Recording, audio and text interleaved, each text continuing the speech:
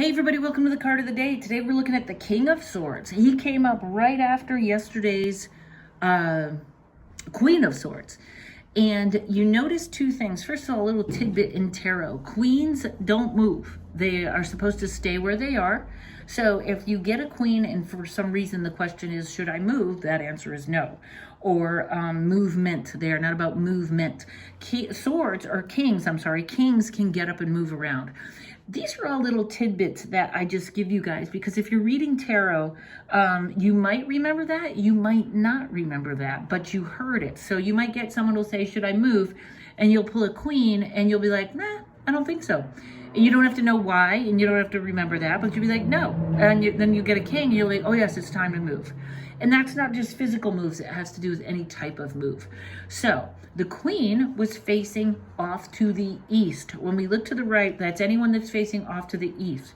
What we want to remember about the east is that the sun always rises. I'm doing yesterday's card now. The sun rises in the east, which means there's always hope. Now the king is looking right at us. Okay, the King of Swords is the judge. He can look at us, he can differentiate between the truth and lies, and he is good counsel. Okay, so we went from her seeing the truth with self-criticism to him seeing the truth in others.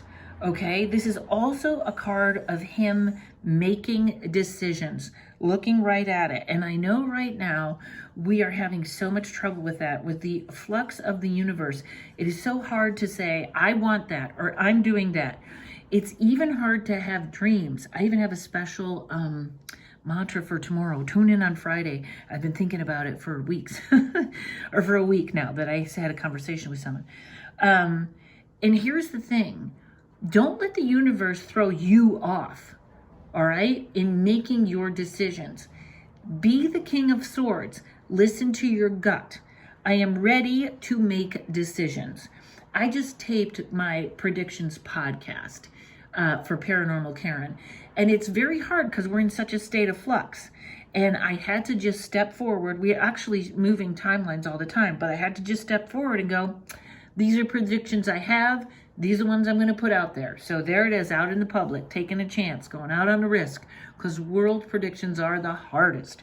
But that was the decision I made. So everybody today, in a situation that you're in flux with, I am ready to make decisions. That's it.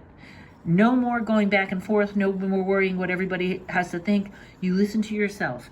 I am ready to make decisions. Go make decisions.